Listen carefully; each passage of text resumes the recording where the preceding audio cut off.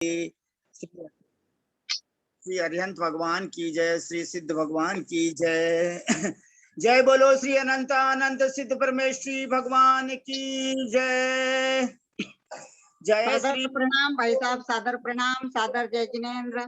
ओम नमः सिद्धेभ्य जय श्री ओम नमः सिद्धेभ्य नमो अरहंताणम नमो सिद्धाणम नमो पंडित जी सादर प्रणाम।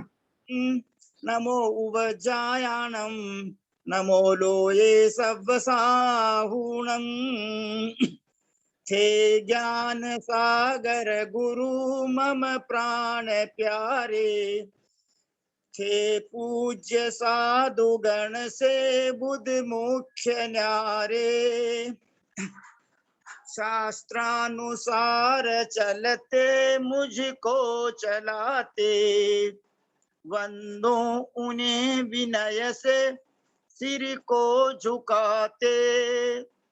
पूजो उन्हें विनय से सिर को झुकाते, वंदो उन्हें विनय से सिर को झुकाते। पंडित जी को प्रणाम, भाई साहब को वंदना, सबको सादर जय जिनेन्द्र। सभी को सादर जय जिनेन्द्र। सभी बड़ों को प्रणाम, सबको सादर जय जिनेन्द्र।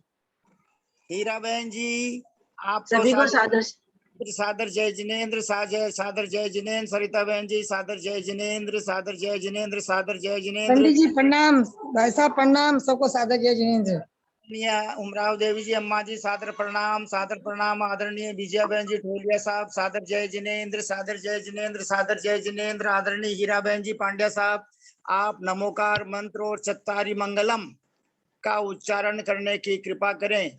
हीरा बहन जी पांड्या कोलकाता निवासी।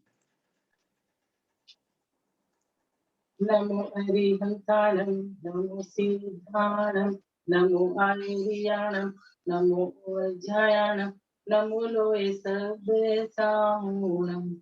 हेतु पंच नमोकारो सव्वै पाप प्रणाशिनो मंगलालम च सव्वेसिं परमं हवै मंगलम्। अरिहंता मंगलम सिद्धा मंगलम साहू मंगलम केवली प्रणतम धम्मो मंगलम। चत्तारि लोगुत्तमा अरिहंता लोगुत्तमा सिद्धा लोगुत्तमा साहू लोगुत्तमा केवली प्रणतम धम्मं लोगुत्तमा। चत्तारि शरणं पवज्जामि अरिहंते शरणं पवज्जामि साहू शरणं पवज्जामि केवली प्रणतम धम्मं शरणं पवज्जामि। बहुत सुंदर, बहुत सुंदर, बहुत सुंदर, अति उत्तम। नमोकार मंत्र और ऐसो पंच और चत्तारी मंगलम अगर जो भव्य जीव रोजाना 9 बार बोले, 9 बार, एक दिन में 24 घंटे में एक दिन में कम से कम, तो उसको बहुत पुण्य की प्राप्ति होती है, क्योंकि ये दंडक में बार बार आते हैं। बहुत अच्छा। आज द्वादशी का दिन है। जय बोलो श्री अनंत अनंत सिद्ध भगवान की, अनंत अनंत तीर्थंकर भगवान की, अनंत अनंत आचार्य उपाध्याय साधु परमेश्वरी भगवान की। अरिहंत जी, सिद्ध जी, आचार्य जी, उपाध्याय जी, सर्व साधु जी, जिन धर्म, जिन आगम, जिन चैत्य, जिन चैत्यालय, जिन प्रतिमा जी, जिन मंदिर जी, नव देवताओं की जय। 8,99,99,997 अर्थात 3,9 करोड़ मुनि महाराजों की जय। द्वादशांग जिनवाणी माता प्रथमान योग करणान योग चरणान योग द्रव्यान योग स्वरूपा 11 अंग और बाद में द्वादशांग परिकर्म सूत्र प्रथमान योग पूर्वगत और शूल्य का पंचंगों से सहित दृष्टिवाद अंग 12 अंग। इस प्रकार द्वादशांग जिनवाणी माता की जय। 64 रिद्धिधारी मुनिराजों की जय। और महावीर स्वामी, गौतम स्वामी, सुधर्माचार्य, जम्बू स्वामी की जय। भूतकालीन 24, वर्तमान कालीन 24, भविष्यकालीन 24 के तीर्थंकर भगवंतों की जय। विदेश क्षेत्र में विराजमान समवसन सहित शाश्वत मिनिमम 20 तीर्थंकर, मैक्सिमम 160 तीर्थंकर भगवंतों की जय। गौतम स्वामी, सुधर्माचार्य, जम्बू स्वामी, अंतिम 3 केवली भगवान की जय। श्रीधर केवली भगवान की जय, जो कुंडलपुर दमोह से मोक्ष पधारे। और भद्रबाहु स्वामी जो अंतिम श्रुत केवली भगवान हुए, उनकी जय। परम पूज्य कुंद आचार्य, दर्शन आचार्य, रवि दर्शन आचार्य, पुष्पदंत, भूतबली, रविसेन आचार्य, जिनसेन आचार्य, अमृत चंद्र आचार्य, समंत भद्र आचार्य, उमा स्वामी आचार्य, अकलंक देव आचार्य, समस्त आचार्य परमेष्ठी भगवंतों की जय। हीरा बहन जी पांड्या, आपको एक होमवर्क दिया जा रहा है। कल आप 15 आचार्यों के नाम बोलोगे, भूतकालीन और वर्तमान कालीन मिला करके, और 15 आचार्यों का नाम बोल करके उनकी जय बोलोगे, चाहे देख करके बोलो, ठीक है ना? तुम्हारो ये करना है प्लीज। बहुत अच्छा। परम पूज्य सिद्धांत चक्रवर्ती नेमी चंद्र आचार्य महाराज की जय। परम पूज्य बधाई द्वीप में विराजमान समस्त आचार्य उपाध्याय साधु परमेष्ठी भगवंतों की जय। समस्त आर्यका माता जी की जय। समस्त एलक जी महाराज, समस्त सुल्लक जी महाराज, समस्त चुल्लिका जी माता जी की जय। समस्त चतुर्वेद संघ की जय। परम पूज्य आचार्य कल्प कलकत्ता वाले 108 श्री सूत सागर जी मुनि महाराज की जय। परम पूज्य मुनिवर 108 श्री अंतरात्मा सागर जी महाराज की जय। परम पूज्य अब उत्तम जीवन जीने वाले और उत्तमता से ही समाधि मरण को प्राप्त हुए परम पूज्य सहिष्णु सागर मुनि महाराज की जय। परम पूज्य मुनिवर 108 श्री ज्ञानी ध्यानी तपस्वी सिद्धांत वेत्ता वैयावृत्तशील मुनिवर श्री प्रभव सागर जी महाराज की जय। परम पूज्य सेनागम की प्रकांड विदुषी आर्यका रत्न मेरी विद्या गुरु पर 105 श्री आदिमती माता जी की जय। हम सब भाई बहन दंड हाथ जोड़कर सिर झुकाकर 3 प्रदक्षिणा लगाकर समस्त आचार्य उपाध्याय साधु परमेश्वरी भगवंतों के श्री चरणारविंदों में सादर नमोस्तु सादर नमोस्तु सादर नमोस्तु निवेदन करते हैं।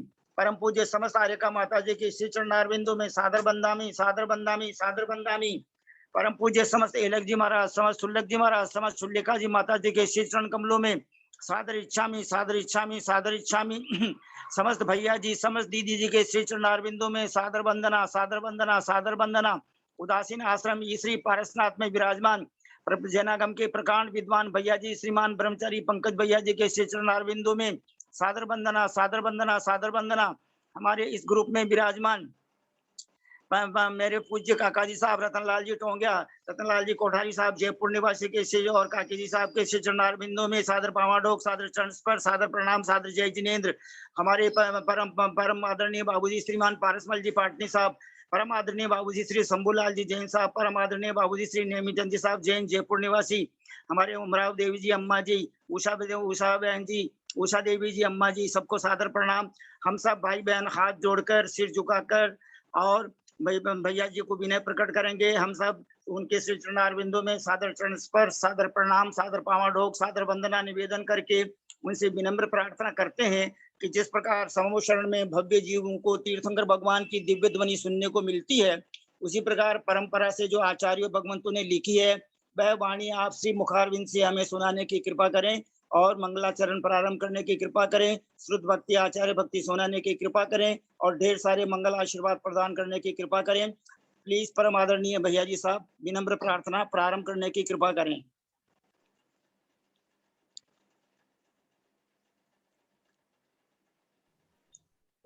पौर्वाणिक स्वाध्याय प्रतिष्ठायां पूर्वाचार्यानुक्रमेण सकल कर्मशार्थं भाव पूजा वंदना समेतम श्री शुद्ध भक्ति कार्योत्सर्गम करोति।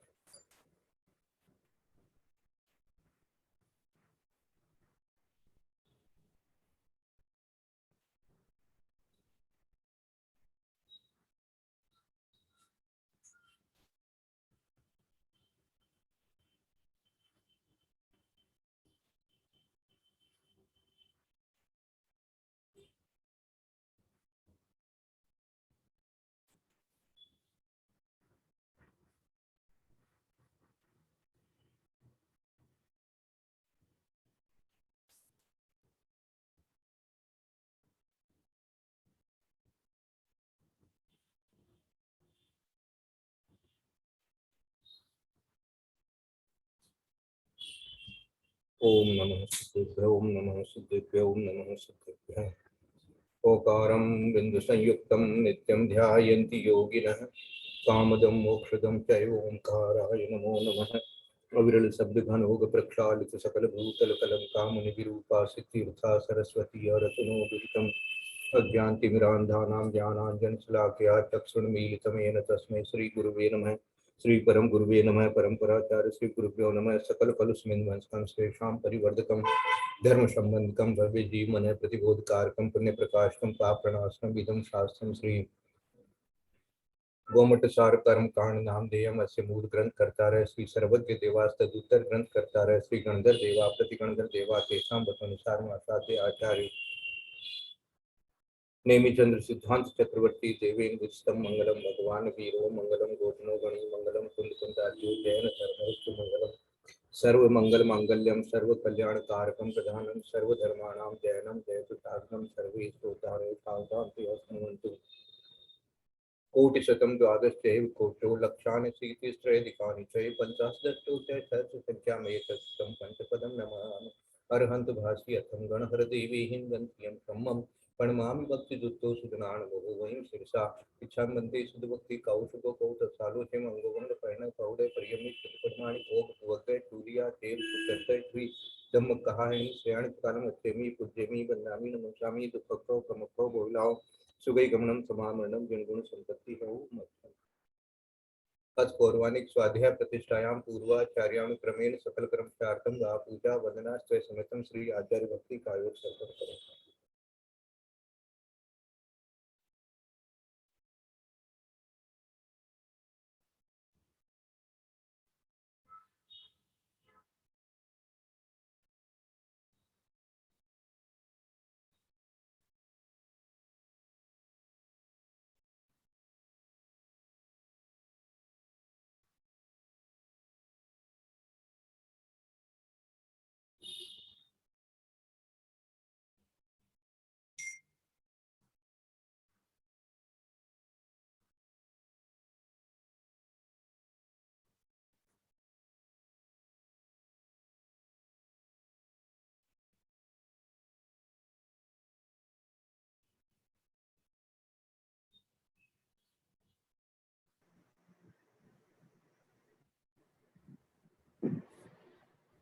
श्रुत जलधि पार के पेश्वर परमति विभावना पदमति के सूत्र के तपोनि दिव्य नमो गुरुदेव गुण गुरुदेव 36 गुण संपत्ति पंचवी आचार करण सर्व से शिष्यान के पुष्टे धर्मारि सदा वंदे गुरु भक्ति संयमेन ये दर्दि संसार सारम घोरम किणति अट्टकम्मम जम्मण मरणम न पावन्ति ये नित्यम रतवन ओम निर्ता ध्यानाग्नि होत्रा कुलहा षट कर्माभिरतास्तपो दंदना साधुक्रिया साध्व शीलता वर्णा गुण प्रणाम चंद्रात त्रिजोदिका मोक्ष द्वार कपाट पात्रं घटा प्रीणन्तु मां साधु है गुरु है पांच नित्यं ज्ञान दर्शन नायकः चारित्राणं गंभीरा मोक्ष मार्ग प्रति श्रेष्ठ मंत्रे हरि भक्ति कौशुको कौतसालोचिं सम्मणान सम्मदर्शन सम्मचरिताणं पंचव्या चारणं नरणं आराधितुनाणं देश्याणं उद्यानं तीरण गुण पादनव्याणं सबसाणं स्याणं कर्म अच्छेमी पूज्यमी वंदामि नमस्कामि दुःखको कमको बोलाओ सुगै गमन समामरणं निर्गुण संपत्ति प्रणमीय शीर्षा नेमिं गुणैरण विभूषणं महावीरं समत्तरण निलयं पैडी सम्मुखितनं गोक्षम। बोले देवादिदेव नेमिनाथ भगवान की जय। बोले देवादिदेव महावीर भगवान की जय। बोले आचार्य कुंद कुंद स्वामी महाराज की जय। बोले आचार्य नेमिचंद्र सिद्धांत चक्रवर्ती गुरुदेव की जय। बोले आचार्य गुरु विद्यासागर महाराज की जय। बोले आचार्य गुरु वर्धमान सागर महाराज की जय। बोले आरिका आदिमती माता जी की जय। सरस्वती नमस्तुभ्यं वरदे सरस्वती नमस्तुभ्यं वरदे कामरूपिणी विद्यारंभं करिष्यामि सिद्धिर्भवतु मे सदा। बोले द्वादशांग गिरवाणी माता।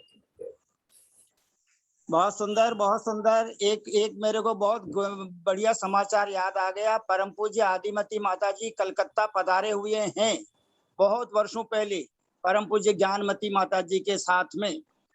हम सब भाई बहन मंगल आशीर्वाद प्राप्त करने के लिए अपने श्री मुखारविंद से उच्चारण करेंगे, हाथ जोड़कर सिर झुकाकर। बहुत ग्रेट रेस्पेक्ट। प्लीज सब बोलिए भैया जी सादर वंदना। भैया जी सादर प्रणाम, सादर प्रणाम। बेटा भाई सादर जय जिनेंद्र। वंदना भाई साहब, वंदना भाई साहब, वंदना भाई साहब। प्रणाम पंडित जी, प्रणाम ललिता भाभी, सभी बड़ों को प्रणाम, सबको सादर जय जिनेंद्र। जय जिनेंद्र, जय जिनेंद्र। वंदना वंदना वंदना। सबके लिए वंदना भैया बहुत जी, बहुत सबको मंगल सादर जय आशीर्वाद जिनेंद्र। है। सबके लिए बहुत बहुत मंगल आशीर्वाद है। पापम क्षयतु, दर्शन विशुद्धिर्भवतु, क्षय क्षम्यत्व भवतु, धर्म वृद्धिर्भवतु, आनंद भवतु। फणमीय शीर्षा नेमिं गुणरयण विभूषणं महावीरं समत्तरेण निलयं पैडी सम्मुखितनं गोच्छम। नाम कर्म की प्रकृतियों के बारे में स्वाध्याय चल रहा है। तो अपन ने स्थिर नाम कर्म के बारे में विशेष करके पढ़ा था, और ये स्थिर कैसे रहता है, उसके लिए कैसे कैसे रस इत्यादि से आगे बनती है हमारे शरीर की रचनाएं, और किस प्रकार से उपधातु भी होते हैं इसके अंदर में। तो ये सप्त धातु और 7 उपधातु का चिंतन अपन ने कल किया था। आज थोड़ा आगे बढ़ते हैं कि कुछ प्रकृतियां ऐसी है जिनका अपन क्या कहेंगे, विलोम भी होता है। उनमें से कुछ प्रकृतियां इस प्रकार से है, जिसके उदय से मस्तकादि अवयव प्रशस्त सुंदर होते हैं, उसे शुभ नाम कर्म कहते हैं, अथवा नाभि के ऊपर के अवयव शुभ होते हैं। तो अब ये शुभ, सुभग हैं और आदे अनादे, ये 3 प्रकृतियां ऐसी है जिनके बारे में थोड़ा सा अंग्रेजी शब्द प्रयोग करें तो ओवरलैपिंग, या कहना चाहिए थोड़ा सा याद नहीं रहता है, कंफ्यूज सा हो जाते हैं। तो आज इसको अच्छी तरह से चिंतन मनन कर लेवें और पक्का बना लेवें कि शुभ मानी क्या होता है। शुभ, शुभ का अर्थ हुआ कि हमारे अंग प्रत्यंग शुभ होंगे, अथवा नाभि के ऊपर के अवयव शुभ होते हैं और मस्तकादि अवयव प्रशस्त या सुंदर होते हैं, उसे शुभ नाम करते हैं। शुभ होगा जिसका जितना भी शरीर की रचनाओं में जो मस्तक है, हाथ है, पांव है, नाभि के ऊपर के जितने भी चीजें, विशेष करके नाभि के ऊपर की जो है वो देखते ही अंदर में ऐसे अच्छा लगे, सुंदर है, तो वो सुंदरता के लिए शुभ शब्द प्रयोग किया गया। और जिसके उदय से अन्य को अपने से प्रीति हो वह शुभग नाम कर्म है, अथवा जो सौभाग्य को उत्पन्न करे उसको भी शुभग नाम कर्म कहते हैं। अब इसका उल्टा दुर्भग होगा, शुभ का अशुभ होगा, वो आगे अलग से समझाएंगे। पहले यहाँ शुभ शुभ की बात कर रहे हैं। तो शुभ में क्या विशेषता हुई? शुभ में तो विशेषता हुई शरीर का सुंदर होना, शरीर के अवयवों का सुंदर होना। और शुभग में क्या हुआ? दूसरों के मन में आपको देख करके एक तरह से प्रीति सी प्रकट होती है, यार ये तो बहुत ही अच्छा आदमी है, इस प्रकार का जो भाव हुआ, देख करके एकदम अच्छा लगने लगे, तो ये शुभगता के कारण से होता है। दूसरा इसका नाम इन्होंने दिया है, काम दिया है, सौभाग्य को उत्पन्न करे। अब सौभाग्य है तो क्या है, लोग बाग जो है वो जहाँ जाते हैं वहाँ अपना काम बन जाता है सौभाग्य के कारण से, है ना। तो इस प्रकार से ये सौभाग्य की भी बात यहाँ उत्पन्न करने वाली बात है, लेकिन नाम कर्म की बात है ये। तो यहाँ पर अन्य कर्मों की बात नहीं लेना, साता असाता इत्यादि का अपना काम अपनी जगह है, आयु कर्म का काम अपनी जगह है, गोत्र कर्म का काम अपनी जगह है, लेकिन फिर भी ये सौभाग्य नाम कर्म की अपेक्षा से यहाँ है, इसलिए सुभग कहलाएगा। सुभग, भग शब्द प्रयोग किया तो भाग्य के लिए इन्होंने दे दिया है कि सौभाग्य को उत्पन्न कर रहा है, अर्थात दूसरों को आपके प्रति एक तरह से देखते ही प्रीति आने लगती है कि ये तो बहुत ही अच्छा आदमी लगता है। शरीर को देख करके, शरीर की बात हो रही है यहाँ नाम कर्म में, तो शरीर को देख करके यार बहुत ही अच्छा, बहुत सुंदर लग रहा है, इस प्रकार का। और अब जिसके उदय से मनोज्ञ स्वर हो उसे सुस्वर नाम कहते हैं। ये तो सब जानते हैं, इसमें कोई विशेष बात समझाने की नहीं है, क्योंकि जिनका स्वर जो है मीठा होता है, क्या बोलते हैं, कोकिल कंठ, और सुस्वर सब तरह से लेना, खाली एक संगीत के हिसाब से ही नहीं लेना, इसके अलावा भी जो कोई पद्य भी बोलते हैं या गद्य भी बोलते हैं, तो उसमें भी स्वर में जो विशेष मिठास सा आ जाता है, अच्छा लगने लगता है कि बहुत सुने ही जाओ, यहाँ की बात तो सुने ही जाओ, इस प्रकार का ये जो सुस्वर है, तो ये इसको कहेंगे हम सुस्वर। और जिसके उदय से प्रभा कांति सहित शरीर हो वह आदेय नाम कर्म है। अभी आदेय अनादेय ये एक कर्म है, उधर शुभ अशुभ और सुभग दुर्भग ये तीन। अब आदेय क्या होता है? आदेय के कारण से एक तरह से कांति सी पैदा होती है शरीर में। जिसके उदय से प्रभा कांति सहित शरीर हो वह आदेय नाम कर्म है। मानी एक तरह से कहना चाहिए कि तेज, अथवा जिसके उदय से बहुजन मान्यता प्राप्त हो वह भी आदेय नाम कर्म है। अब यहाँ पर अब ये बहुजन प्राप्त मान्यता एक ये आदेय के लिए लिखा, फिर इसको अपन यश कीर्ति में लगाएंगे तो ऐसा लगेगा जैसे यश कीर्ति में इसमें फिर क्या अंतर है।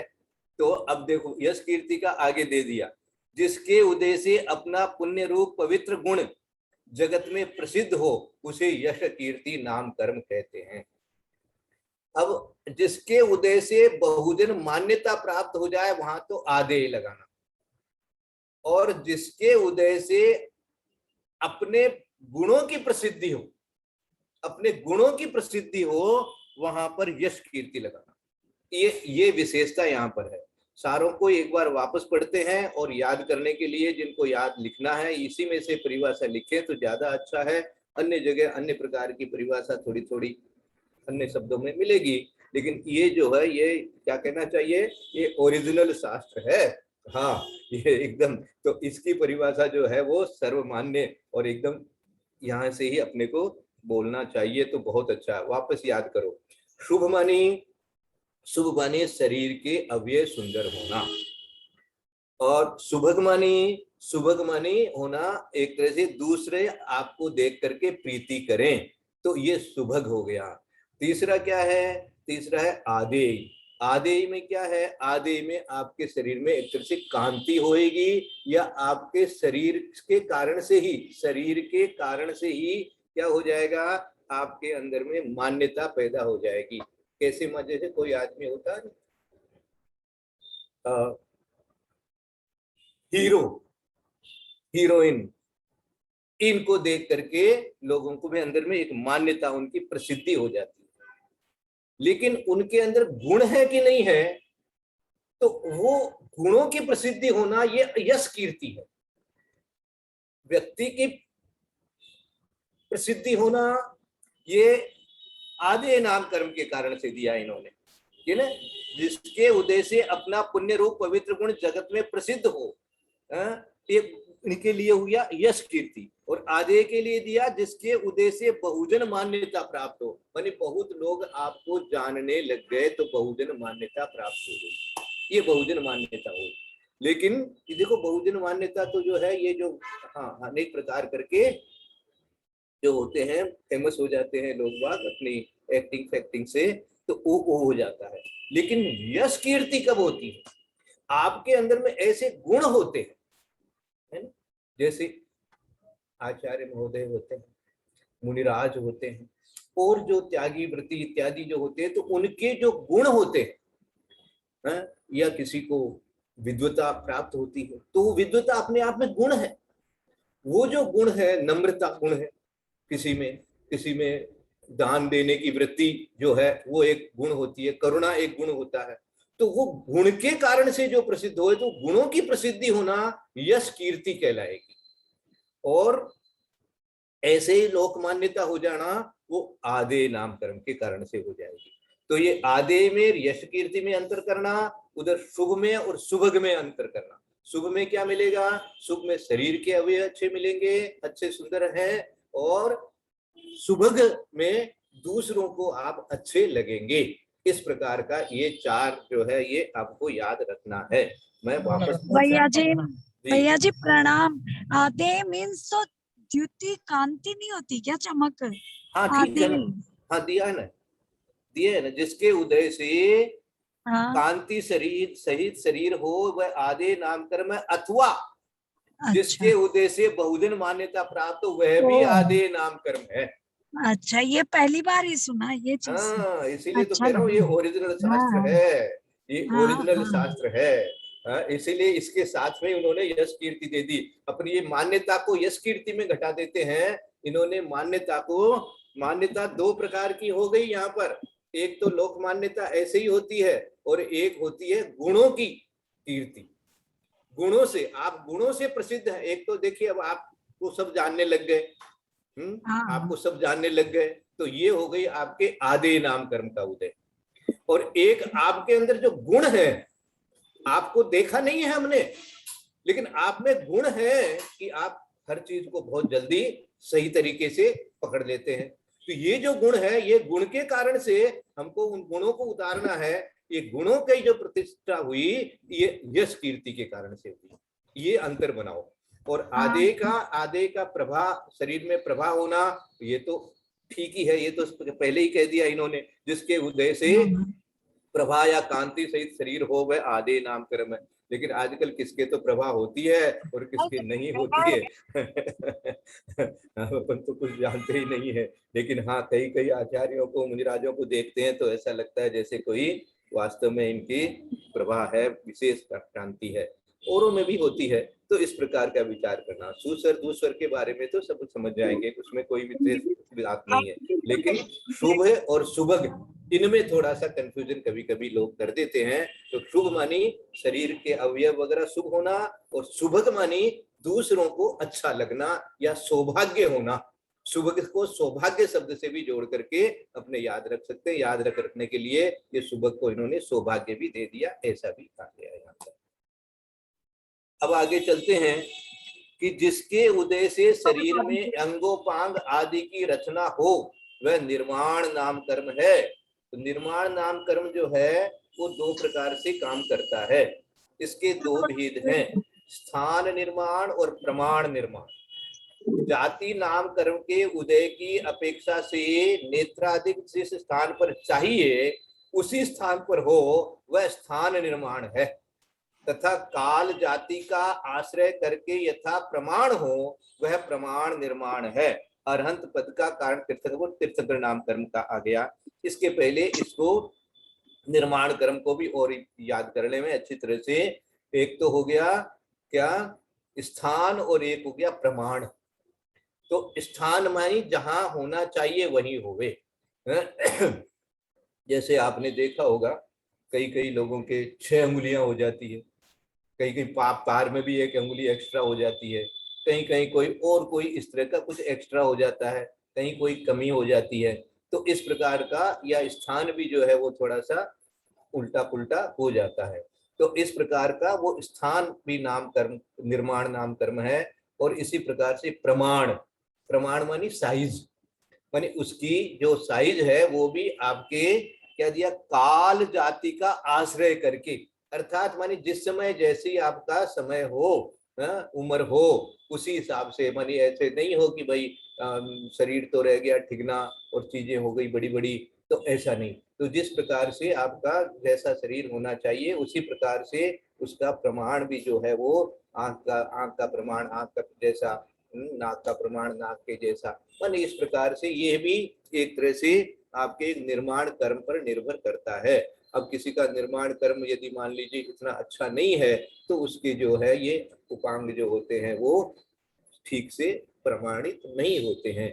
तो अभी जो अपन कुंडक संस्थान की भी जो बातें कर रहे थे, तो यही समझो कि वो जो निर्माण कर्म उनका है वो इसी प्रकार का है कि जैसा सामुद्रिक शास्त्र के अनुसार होना चाहिए वैसा नहीं हो रहा है, प्रमाण वैसा नहीं बना है। तो वो निर्माण एक तरह से उसमें कह देना चाहिए कि वो संस्थान भी बनाएगा तो कुंडक संस्थान बना देगा, या और कोई जो दूसरे कुब्जक इत्यादि संस्थान बनते हैं, वामन बनते हैं, उस प्रकार के बन जाएंगे। ये निर्माण कर्म के कारण से होता है। भाई साहब वंदना, हाँ, यहाँ पर थोड़ा सा बोलना चाह रहे थे। यहाँ जो दिया है, जाति नाम कर्म के उदय से अपेक्षा से नेत्राधिक जिस स्थान पर चाहिए उसी स्थान पर हो, वह स्थान निर्माण है। इसमें केवल जाति नाम कर्म लिया, जैसी 1 इंद्रिय जाति, 2 इंद्रिय जाति, 3 इंद्रिय जाति, उसमें जहां जहां जिस स्थान पर हो वो निर्माण कर्म हो गया। इसमें दे दिया इन्होंने काल जाति का आश्रय करके, चौथे काल में काल के हिसाब से प्रमाण होगा। 500 धनुष की काया हो रही है तो उस पर काल भी दे दिया इन्होंने। समय के चौथे काल है, तीसरा काल है, पंचमा काल है, छठा काल है। काल का भी आश्रय करके प्रमाण होगा और जाति का भी आश्रय करके प्रमाण होगा। इन दोनों को लेते हुए प्रमाण नामकर्म यहाँ घटा रहे हैं। यहाँ ऊपर जबकि कुछ भी नहीं दिया, केवल जाति दे दिया। जाति से 1 इंद्री, जाति 2 इंद्री, 3 इंद्री, 4 इंद्री, पंचेंद्री हो गया। और यहाँ इन्होंने काल भी लगा दिया, केवल जाति नहीं लगाया, क्योंकि काल की विवक्षा के अनुसार मनुष्यों की ऊंचाई अलग हो जाती है, तो इन्होंने काल भी लगाया है। एक चीज ये, और ऊपर जो सुभग नामकर्म आया है उसके लिए शायद अपने राजवार्तिक में आया था कि अंग प्रत्यंग सुंदर न होते हुए भी जिसमें लोगों की प्रीति हो, ये सुभग नामकर्म। दुर्भग में आ जाता है कि अंग प्रत्यंग बहुत सुंदर, कोई कोई व्यक्ति बहुत सुंदर रहता है फिर भी लोगों की प्रीति उसमें नहीं होती है। तो वहां पर मतलब अच्छा होते हुए भी और प्रीति नहीं होना, और अच्छा नहीं होते हुए भी प्रीति होना, ये इस नामकर्म की विशेषता होती है। उसी तरह आधे नामकर्म में अपने आचार्य श्री विद्यासागर जी का ही ले लीजिए ना उदाहरण। सब कितने रस के त्यागी हैं, कैसा खाना खाते हैं, उनके चेहरे पे कांति देखिए। तो आधे नामकर्म में कुछ ऐसा कुछ सेवन ध्यान करते हुए नहीं भी एक अंदर से कांति आती रहती है, फूटती रहती, चेहरा बदन चमकता रहता है।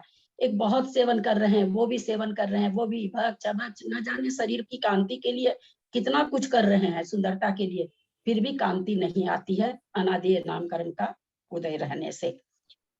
उसी तरह यश कीर्ति में भी हो जाता है, थोड़ा सा भी करते हैं तो भी बहुत नाम हो जाता है। अयश कीर्ति बहुत कुछ कर रहे हैं, बहुत अच्छे काम कर रहे हैं, बहुत सबका भला कर रहे हैं, या जो भी जिस तरह का भी कर रहे हैं, लेकिन फिर भी यश नहीं फैलता है।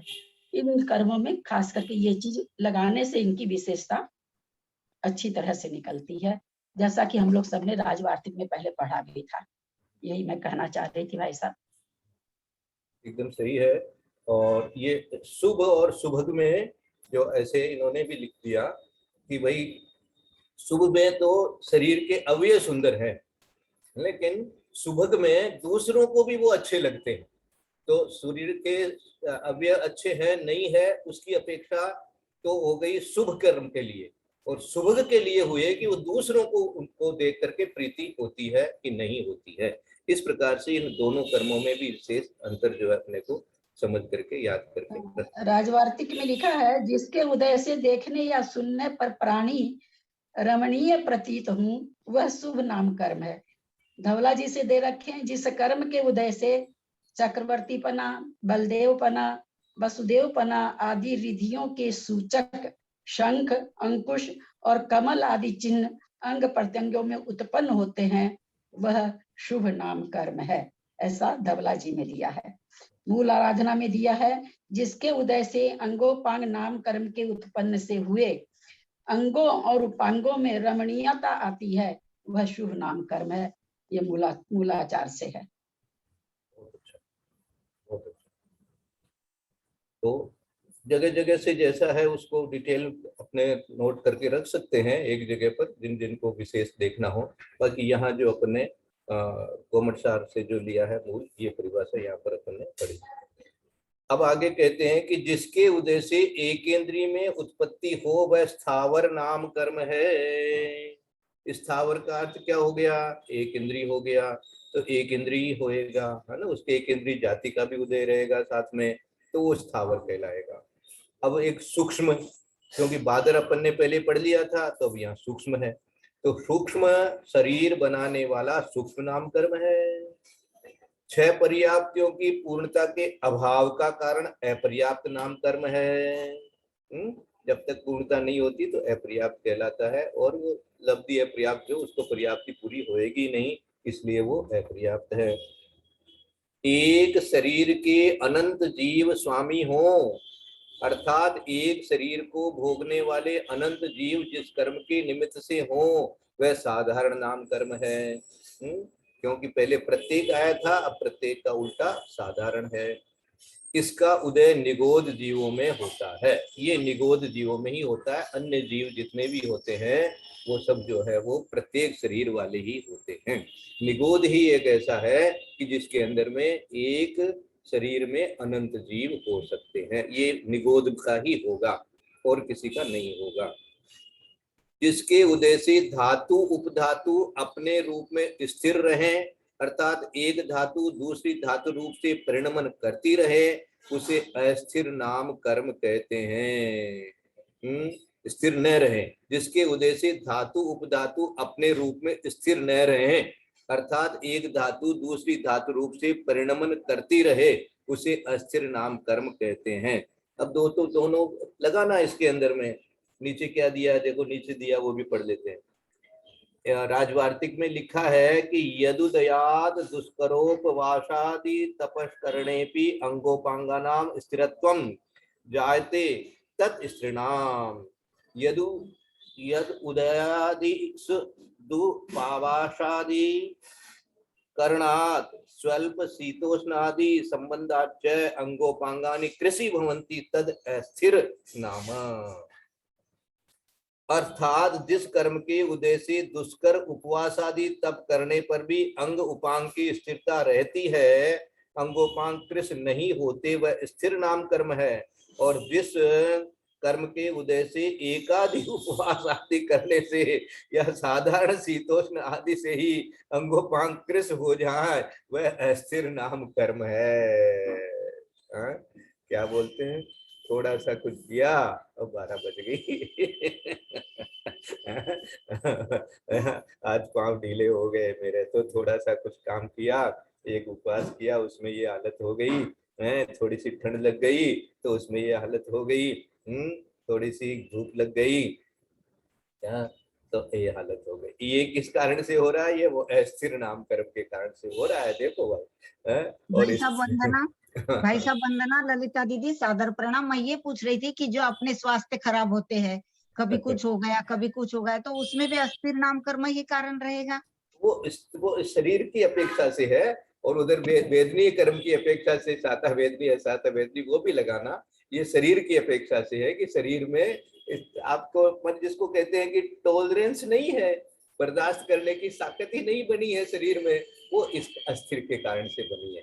इसीलिए तो जो आयुर्वेद जितने भी होते हैं ना, वो इसी तरह की दवा देते हैं कि जिससे आपके सब थोड़ी सी स्थिरता आवे। जो आपके जो रस वगैरह जो बनते हैं, इन्होंने पहले दिया नहीं, जिसके कारण से रस जो है वो ठीक से नहीं बने, जिसके उदय से धातु उपधातु अपने रूप में स्थिर न रहे, अर्थात एक धातु दूसरी धातु रूप से परिणमन करती रहे। मानी जो है रक्त है या मांस है, जो जितने भी धातु ऊपर बताए गए थे, तो वो जो है वो गल जाते हैं, दूसरे रूप से हो जाते हैं।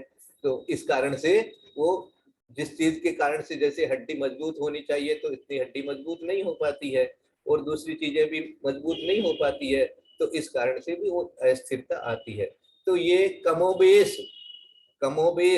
सभी में थोड़ी स्थिर नामकरण भी है, थोड़ा अस्थिर नामकरण भी है।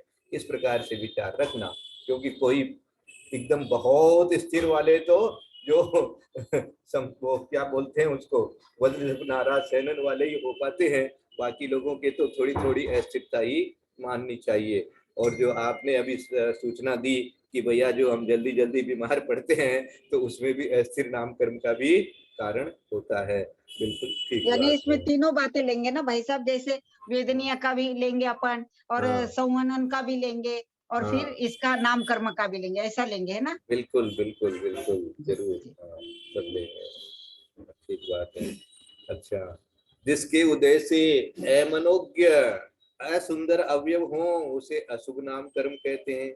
अथवा नाभि से निचले अवयव अशुभ होते हैं, ये अशुभ नाम कर्म का कार्य है। जिसके उदय से रूपादि गुणों से सहित होते हुए भी अन्य जन प्रीति न करें, उसे दुर्भग नाम कर्म कहते हैं। है ना, ये जो अभी परिभाषा अपन ने पढ़ी थी दीदी के माध्यम से, कि वहां सुभग के लिए दे दिया था कि भाई सुंदर अवयव नहीं होते हुए भी तो प्रीति मिल जाती है, वो सुभग के कारण से मिल जाती है। और जिसके उदय से रूपादि गुणों से सहित होते हुए भी, सुंदर तो बहुत है लेकिन कोई जल्दी से उनकी तरफ देखना भी नहीं चाहते हैं। बहुत से हीरो हीरोइन इस तरह की होती है जिनके लिए कोई ज्यादा उनको महत्व लोग नहीं देते हैं। अपने आप में वो लोग बहुत सुंदर हो सकते हैं, लेकिन अथवा जिसके उदय से दुर्भाग्य हो वह दुर्भग नाम कर्म है। ये तो वो दुर्भग और सुभग के लिए भाग्य के शब्द को जोड़ा है। जिसके उदय से अमनोज्ञ स्वर हो उसे दुस्वर नाम कर्म कहते हैं। प्रभा रहित शरीर का कारण अनादे नाम कर्म है। अथवा जिसके उदय से बहुजन मान्यता प्राप्त न हो वह अनादे नाम कर्म है ना। दोनों ही बात यहाँ भी दी इन्होंने, प्रभाव वाली बात भी दी और बहुजन मान्यता वाली बात भी दी। अयस का कारण अयस कीर्ति नाम कर्म है। ये नाम कर्म की 10 प्रकृतियां ऐसी है, याद रखना, 10 संख्या याद रखना। 10 प्रकृतियां ऐसी है जिनकी पॉजिटिव नेगेटिव जिसको कहते हैं, विलोम भी होती है, विपरीत भी होती है और वो भी होती है। तो इस प्रकार से ये 10 प्रकृतियां हैं, तो 10 की 20 ये नाम तो आपको इजीली याद हो जाएंगे। 10 का नाम याद हो जाने से 20 के नाम याद हो जाते हैं। इस प्रकार से आज का स्वाध्याय अपन पूर्ण करते हैं। यदर्थ मात्रा पदवाक्यहीनम मया प्रमादादि किंचनोक्तम तन्मे क्षमित्वा विदधातु देवी सरस्वती केवल बोधमयी।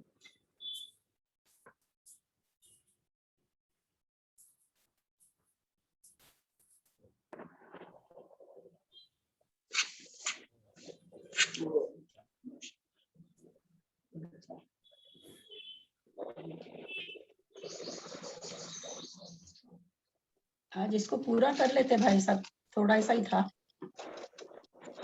हाँ कल नहीं था, ले लेते। हाँ, तो कल की बात कल सोचेंगे, आज इतना रहने दीजिए, बहुत हो गया। ये मात्रा पदवाक्यहीनम मया प्रमादादित्यं तन्मे क्षमित्वा विदधातु देवी सरस्वती केवल बोधलक्ष्मी समाधि परिणाम सिद्धि उपलब्धि शिक्षे चिंतामणिं चिंतित वस्तु जाने त्वां बंधु मानस ममासुते या वाणी के ज्ञान से सूझे लोकालोक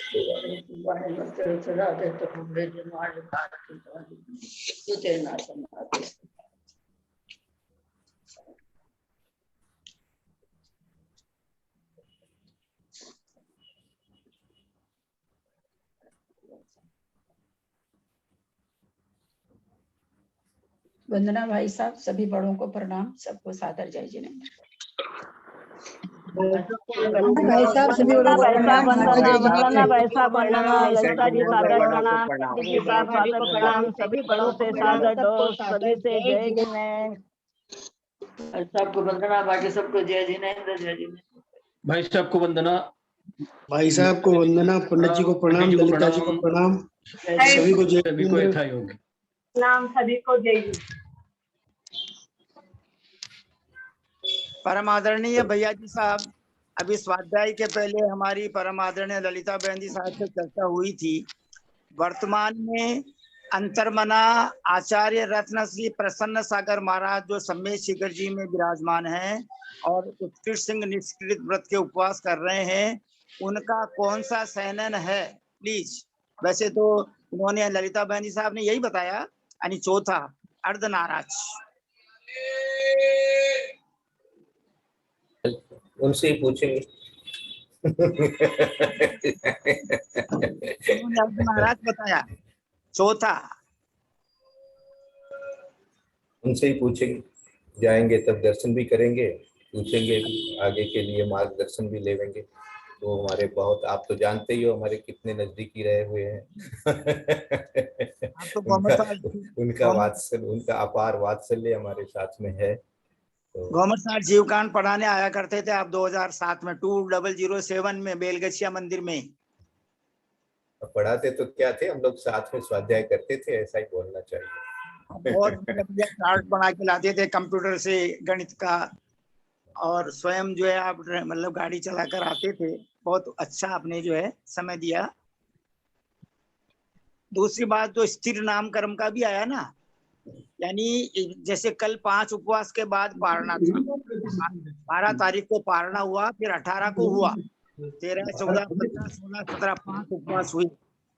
फिर भी यानी उनके शरीर से ऐसा नहीं लगता कि इन्होंने उपवास किए, इतना उनका सैनन है।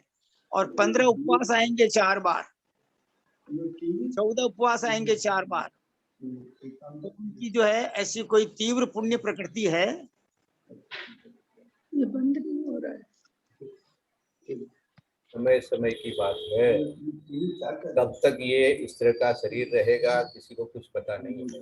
इसीलिए कहा दिया गया है कि पंचम काल में तो युवा अवस्था में ही तप कर ले सो तप है, उसके बाद में तप का बहुत कठिन हो जाता है। तप का तो युवा अवस्था में इन्होंने इतना तप किया है, ये बहुत बहुत बहुत जिसको कहते हैं कि प्रशंसा की बात है। इसी तरह से सन्मति सागर महाराज भी हुए हैं, बहुत जबरदस्त तपस्वी हुए हैं।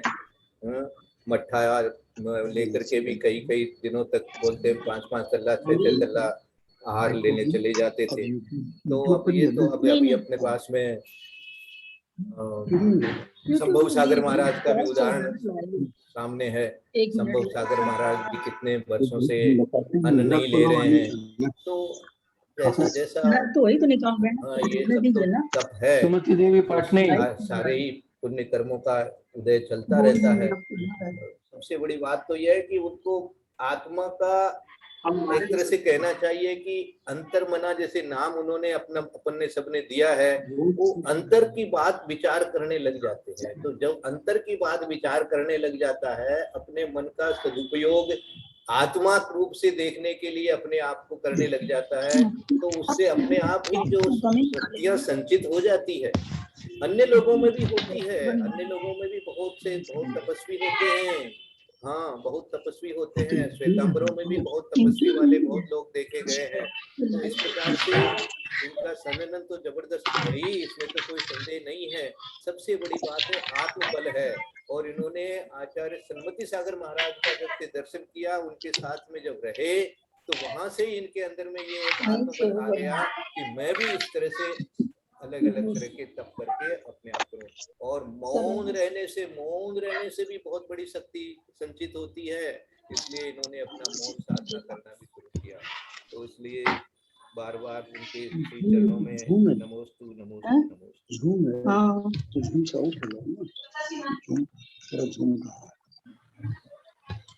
बहुत सुंदर भैया जी साहब, बहुत सुंदर। प्लीज दूसरी क्लास प्रारंभ कर रहे हैं। आदरणीय सोनू बहन जी इस कक्षा के स्वाध्याय का समापन करने की कृपा करें।